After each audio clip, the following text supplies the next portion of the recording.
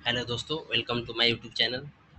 दोस्तों, जैसे कि आपने मेरा थंबनेल देखा, जेई से यूपीएससी मीन्स इसमें मैं इस वीडियो में बताऊंगा कि आप कैसे एक आर्मी जेई में ज्वाइन करके आप एक यूपीएससी ऑफिसर जो रेलवे में होते हैं, जो यूपीएससी से आते हैं, उनके इक्विवेलेंट आप मतलब उनके उनका जो पोस्ट है उस पे आप जा सकते हैं। सो चलिए हम लोग देखते हैं वीडियो की। और देखिए, जो यूपीएससी से आते हैं ना, वो इंजीनियरिंग सर्विसेज एग्जाम देकर आते हैं। और जैसे कि मैं फिर से बता रहा हूँ, रेलवे में 5 टेक्निकल डिपार्टमेंट है। Electrical department, mechanical department, SNT department, civil means engineering department और एक स्टोर डिपार्टमेंट। ये पांचों टेक्निकल डिपार्टमेंट है। और जिसमें जितने भी ऑफिसर्स यूपी आते हैं, इंजीनियरिंग सर्विसेज एग्जाम देकर आते हैं, यूपीएससी कंडक्ट करती है। और आप एक जेई से, जो आरआरबी लेती है, आप जेई से कैसे उस रैंक ऑफिसर में जा सकते हैं, ये वीडियो उसी से रिलेटेड है। चलिए हम स्टार्ट करते हैं। देखिए, पहले हम एग्ज़ाम पास कर लिए। हमारी ज्वाइनिंग, जैसे हम एग्ज़ाम पास करने के बाद हमारी ज्वाइनिंग जेई में होगी, या डीएमएस में होगी, या सीएमए में होगी। ओके, सीएमए में होगी। हम यहाँ ज्वाइन कर लिए। यदि हम कोई एग्ज़ाम नहीं देते हैं नॉर्मल, तो हमारी 3 से 4 साल में हमारी प्रमोशन हो जाएगी। कहाँ? एसएससी में, सीनियर सेक्शन इंजीनियर। यहाँ देखिए, सीडीएमएस और CMS. Okay, chief depot material superintendent means हम हमारी पोस्टिंग नॉर्मल हो जाएगी। यहाँ कोई एग्ज़ाम देने की जरूरत नहीं है। बट यदि आप जेई से चाहते हैं आप यूपीएससी रैंक ऑफिसर में जाना, तो आपको एक काम करना होगा। आपको 5 साल पहले सर्विस करनी होगी, first criteria. Sir, second criteria, आपको एक एग्ज़ाम देना होगा।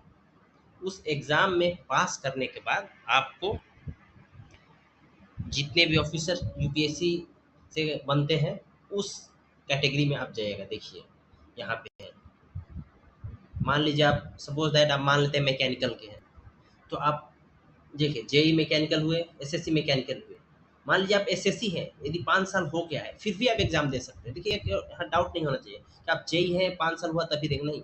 मान लीजिए आपका प्रमोशन हो गया, 4 साल में ही प्रमोशन होकर आप एसएससी बन गए, तो आप तो एक सर्विस कर चुके हैं 4 साल। 1 साल आप एसएससी होने के बाद भी 1 साल बाद आप एग्जाम दे सकते, मीन्स इस लेवल में जेई या एसएससी में 5 साल जॉब होने के बाद आप एग्जाम दे सकते हैं। देखिए, मान लीजिए आप मैकेनिकल से हैं, जब आप यूपीएससी रैंक में आएगा तो आप क्या बनेगा? Assistant divisional mechanical engineer. देखिए, ये मैकेनिकल के लिए। आप इलेक्ट्रिकल के हैं तो असिस्टेंट डिविजनल इलेक्ट्रिकल इंजीनियर। मान लीजिए आप इंजीनियरिंग से तो असिस्टेंट डिविजनल इंजीनियर। जैसे इंजीनियर जो सिविल वाले होते हैं ना, रेलवे में इंजीनियरिंग उसका डिपार्टमेंट ही है। मान लीजिए आप एसएनटी से हैं, एसएनटी की जेई है, एसएससी है, तो आप रेलवे में आएगा तो एडीएसटी बनेगा, assistant divisional signal and telecom engineer. मान लीजिए आप स्टोर डिपार्टमेंट में डीएमएस है या सीडीएमएस है, तो आप एडीएमएम बनिएगा, assistant divisional material manager. Okay, यहाँ से आपकी एंट्री हो गई। ओके, अब देखते हैं आप कहाँ तक जा सकते हैं, आपकी करियर प्रोग्रेशन कितना है। बहुत हाई प्रोग्रेशन है।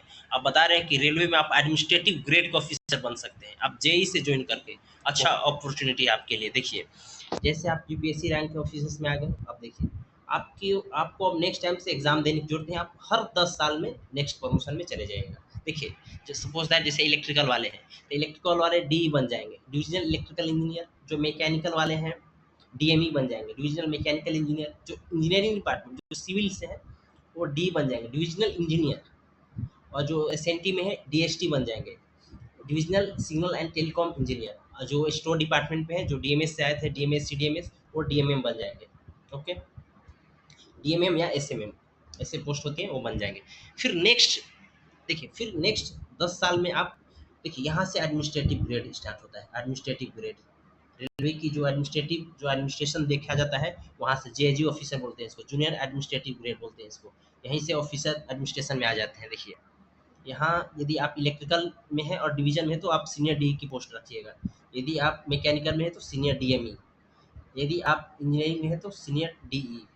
यदि आप सिग्नल में है तो सीनियर डीएसटी। और यदि आप स्टोर डिपार्टमेंट हो तो सीनियर डीएमएम।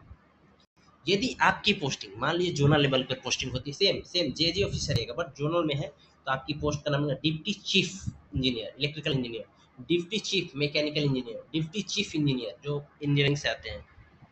यहाँ देखिए, डिप्टी चीफ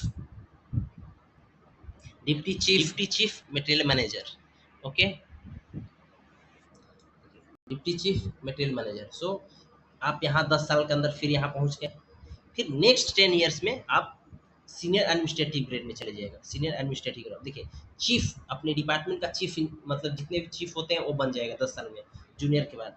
देखिए यहाँ पे यदि आप इलेक्ट्रिकल में है तो चीफ इलेक्ट्रिकल इंजीनियर, यदि मैकेनिकल में है तो चीफ मैकेनिकल इंजीनियर, यदि इंजीनियरिंग डिपार्टमेंट तो चीफ इंजीनियर, यदि आप एसएनटी में तो chief signal and telecom engineer, यदि आप स्टोर डिपार्टमेंट तो चीफ मटेरियल मैनेजर। ये बहुत बड़े ऑफिसर होते हैं, हाई ग्रेड के ऑफिसर होते हैं, बहुत हाई ग्रेड के ऑफिसर।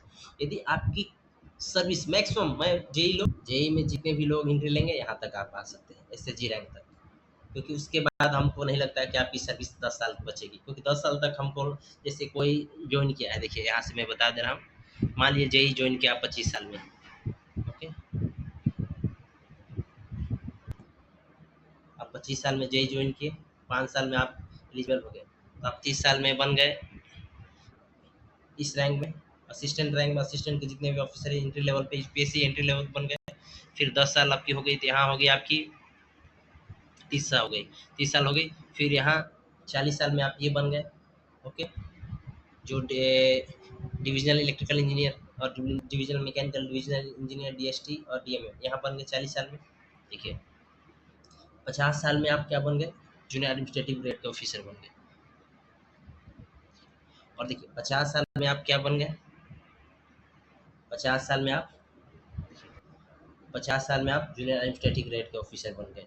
सो 50 साल यहाँ हो गया। फिर मान लीजिए आपकी सर्विस अभी बाकी है, 25 साल में नहीं, तो मान लीजिए कोई 21 साल में जॉब कर ले तो और आगे जाएगा ना।